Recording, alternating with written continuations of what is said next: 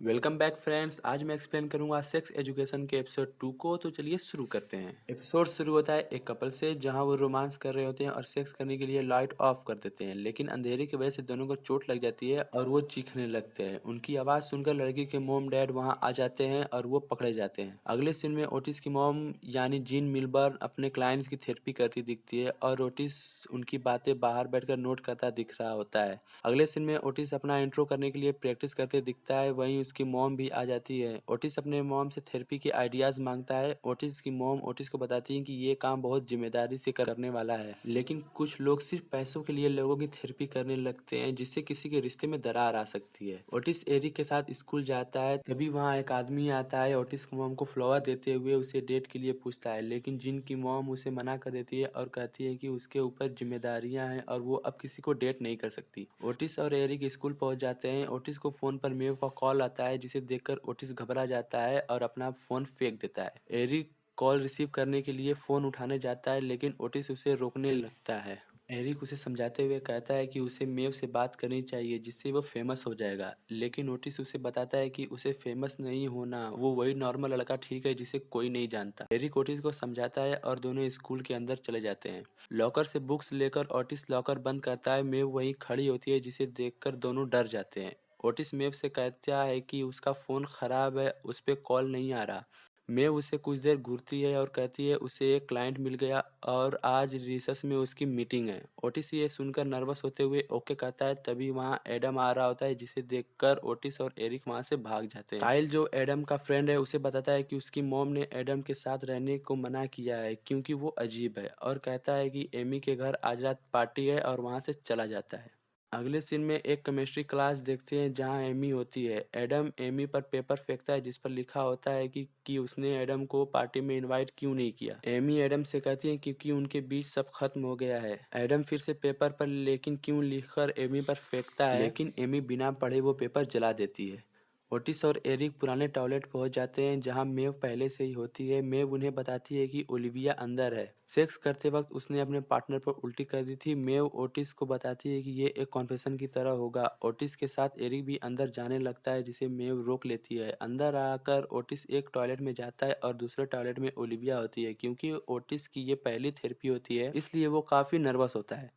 Olivia सामने बैठकर बात करने के लिए कहती है। ओटिस उसे मना करते हुए उसकी प्रॉब्लम पूछता है। ओलिविया कहती है क्या मेव ने उसे नहीं बताया, मैं बार बार ये बताना नहीं चाहती। ओटिस बात करते हुए उसे चमगादड़ से कंपेयर कर देता है, जिससे ओलिविया नाराज होकर वहां से बाहर आ जाती है। जिसे देखकर मेव ओलिविया से थेरेपी के पैसे मांगती है, जिस पर ओलिविया मैं उस सनकी को 1 रुपया नहीं देने वाली कहकर चली जाती है। ओटिस भी बाहर आता है। मेव ओटिस से कहती है कि उसे लोगों की हेल्प करनी है, ना कि लोगों की इंसल्ट करनी और उन्हें डराना है। जिस पर ओटिस कहता है कि उसे पूरी बात मालूम होनी चाहिए, लेकिन ओलिविया ने उसे कुछ बताया ही नहीं। वापस लौटते वक्त ओटिस कहता है कि ये थेरेपी उसके बस की नहीं है, जिस पर मेव कहती है कि नहीं, वो ये कर सकता है, उसने पहले भी ये किया है, लेकिन उसे समझदारी से और एक आम लड़के की तरह बात करनी चाहिए। अगले सीन में ओटिस, एरिक और मेव साथ बैठे दिखते हैं, जिसमें मेव कहती है कि अगर ओलिविया ने ये बात सबको बता दी तो हमारी बदनामी हो जाएगी, और ओटिस से पूछती है कि उसकी मॉम को क्लाइंट्स कहाँ से मिलते हैं। ओटिस कहता है शायद क्लाइंट्स ही रेफर करते हैं, जिस पर एरिक कहता है कि उन्हें फ्री ट्रायल देने चाहिए, जिसके बाद पैसे लेने चाहिए। मेव कहती है उन्हें फिर एमी की पार्टी में जाना होगा।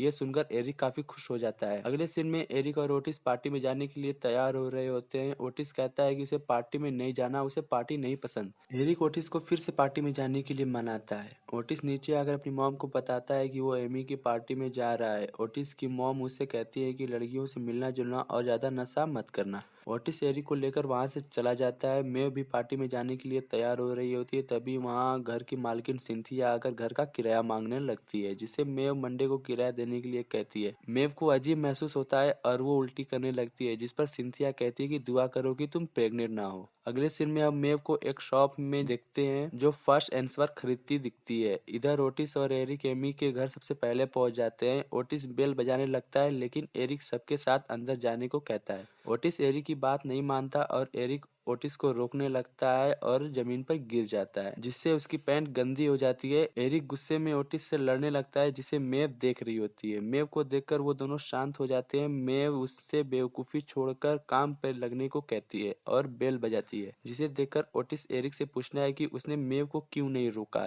एरिक कहता है कि क्योंकि वो मेव है। इधर ओटिस की मॉम ओटिस का रूम चेक करने लगती है, जहाँ ओटिस का इनहेलर दिखता है और उसे वो हाथ में लेकर कुछ सोचने लगती है। इधर पार्टी स्टार्ट हो चुकी होती है और तीनों बातें करते हुए अलग अलग होकर क्लाइंट्स ढूंढने चले जाते हैं। ओटिस एक ग्रुप के पास जाकर उनको बताता है कि आज वो सेक्स की फ्री एडवाइस देने वाला है, किसी को कुछ पूछना है तो वो पूछ सकता है। लेकिन उनमें से कोई जवाब नहीं देता, जिसकी वजह से ओटिस को काफी अजीब लगता है और वो वहां से चला जाता है। मेव भी एक ग्रुप के पास जाकर फ्री सेक्स एडवाइस के बारे में बताती है। तभी किसी लड़के की आवाज आती है। वो कहता है, सुना है तुम्हारी पूरी फैमिली जेल में है। जिसे सुनकर मेव वहां से जाने लगती है। तभी जैक्सन वहां आ जाता है, जिससे मेव पूछती है क्या वो पार्टी में किसी लड़की के साथ आया है। जैक्सन कहता है, नहीं, क्या तुम किसी के साथ आई हो। जिस पर मेव 5 मिनट बाद पूछने के लिए कहकर चली जाती है। एरिक एमी के फ्रेंड्स के पास आकर बात करने की कोशिश करता है। अनवर एरिक को कहता है कि क्या तुमने अपने पैंट में पोटी की है, और वो हंसने लगते हैं। ओटिस इन सबसे परेशान होकर एक रूम के अंदर बाथरूम में चला जाता है और खुद को गाली देने लगता है। तभी बाथटब से किसी की आवाज आती है। ओटिस देखता है तो वहाँ एक लड़की होती है, जिसे हमने एपिसोड के स्टार्टिंग में देखा था। ओटिस के पूछने पर वो बताती है कि वो यहाँ अपने बॉयफ्रेंड से छिप रही है और बताती है कि उनको चोट भी लगी है क्योंकि वो अंधेरे में सेक्स करना चाहती थी। ओटिस पूछता है कि वो अंधेरे में सेक्स क्यों करना चाहती, जिस पर वो बताती है कि बिना कपड़ों की वो अच्छी नहीं लगती और वो नहीं चाहती कि उसका बॉयफ्रेंड उसे बिना कपड़ों के देखे। तभी उसका बॉयफ्रेंड वहाँ आ जाता है और अपनी गर्लफ्रेंड से पूछता है कि ये लड़का कौन है, और दोनों रात की बात को लेकर झगड़ने लगते हैं और ओटिस उनको समझाने लगता है।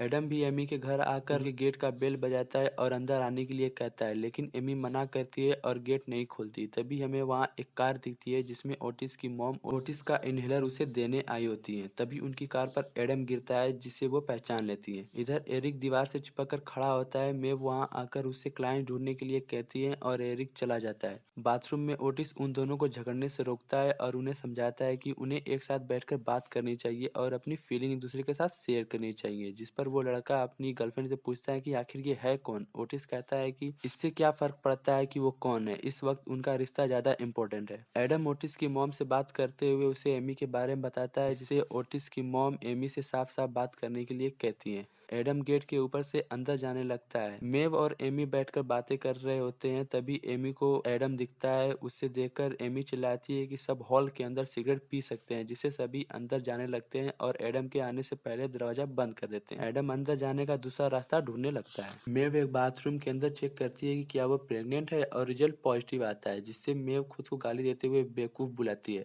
बाहर आकर मेव जैक्सन को एक कमरे में ले जाती है और फिर से सेक्स करने लगती है। एरिक दोबारा एमी के फ्रेंड्स के पास जाकर ओलिविया से कहता है, उसे पता है कि ओलिविया को सेक्स प्रॉब्लम है। इधर ओटिस उन दोनों को आपस में बात करने के लिए मना लेता है और एक दूसरे की अच्छाइयाँ बताने के लिए कहता है, जिसका उनके ऊपर बहुत अच्छा असर होता है और वो किस करने लगते हैं। ओटिस बाथरूम से निकलकर जाने लगता है। उसी रूम में जैक्सन और मेव भी सेक्स कर रहे होते हैं। उन्हें देखकर ओटिस वहां से भाग जाता है। जैक्सन मेव से डेट के लिए पूछता है, जिस पर मेव एक हफ्ते के बाद पूछने के लिए कहकर चली जाती है। एडम पाइप पर चढ़कर खिड़की के रास्ते से अंदर आ जाता है। ओटिस बाहर झूले पर बैठा होता है। मेव भी वहीं आ जाती है। ओटिस रूम में आने के लिए मेव से सॉरी बोलता है। मेव उसे बताती है कि जैक्सन उसका बॉयफ्रेंड नहीं है, वो सिर्फ साथ मिलकर मजे करते हैं। ओटिस बताता है कि उसने किसी को फ्री एडवाइस दिया है। मेव ओटिस को वेल डन कहकर चली जाती है। तभी ओटिस गेट के बाहर अपनी मॉम की कार देख लेता है और अपने मॉम के पास आकर कहता है कि क्या आप मुझे अकेला नहीं छोड़ सकती और क्या आप मेरा पीछा कर रही हैं। उसकी मॉम उसे बताती है कि वो उसका इनहेलर देने आई थी, जिस पर ओटिस ये कहकर कि 6 साल से उसे कोई अटैक नहीं आया है, गुस्सा होकर वहां से चला जाता है।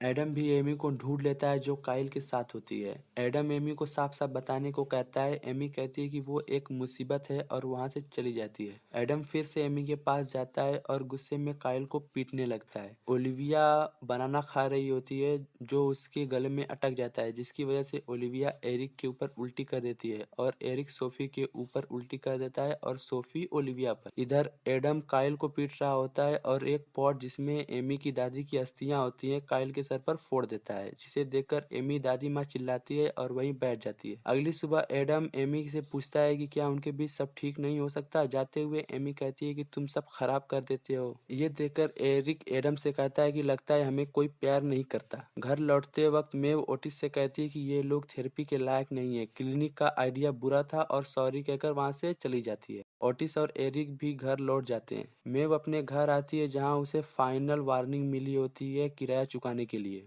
ओटिस भी अपनी मॉम को अपना पीछा करने के लिए और उसकी जिंदगी में दखल देने के लिए मना करता है और स्कूल चला जाता है। फिर हमें हेड मास्टर का ऑफिस दिखाया जाता है, जहां कल रात के लिए एडम के डैड उसे डांट रहे होते हैं और कहते हैं कि ये उसका सुधरने का आखिरी मौका है, वरना उसे मिलिट्री स्कूल भेज दिया जाएगा। अगले सीन में हम स्कूल का एंथम सॉन्ग प्ले होते देखते हैं, जहां एरिक और ओटिस भी होते हैं। तभी ओटिस पर कोई पेपर फेंकता है जिस पर थैंक यू लिखा होता है। ये लोग वही होते हैं पार्टी में ओटिस ने जिनकी हेल्प करी थी, जिन्हें देखकर ओटिस काफी खुश होता है। अगले सीन में ओटिस लॉकर से बुक्स निकाल रहा होता है, तभी वहां अनवर आकर ओटिस को हेल्प करने के लिए कहकर अपनी प्रॉब्लम बताने लगता है। ओटिस कुछ देर के बाद बात करते हैं कहकर चला जाता है। क्लास में भी ओटिस को एक लड़का अपनी प्रॉब्लम बताने लगता है। ओटिस क्लास के बाहर आ जाता है, तभी वहां काइल भी वहां आकर उसे अपनी प्रॉब्लम बताने लगता है। इससे ओटिस काफी खुश हो जाता है और भागता हुआ एरिक के पास जाता है और उसे सारी बात बताता है। दोनों जाकर मेव को भी बताते हैं कि उनका फ्री एडवाइस वाला आइडिया सक्सेस हुआ, जिसे सुनकर मेव भी काफी खुश हो जाती है और क्लिनिक फिर से ओपन करने के लिए कहती है, जिस पर ओटिस कहता है कि अब वो उनके पहले पूरी बातें सुनेगा और सामने बैठकर बात करेगा। मेव उसकी बात मान जाती है। एरिक उनके लिए काफी खुश होता है।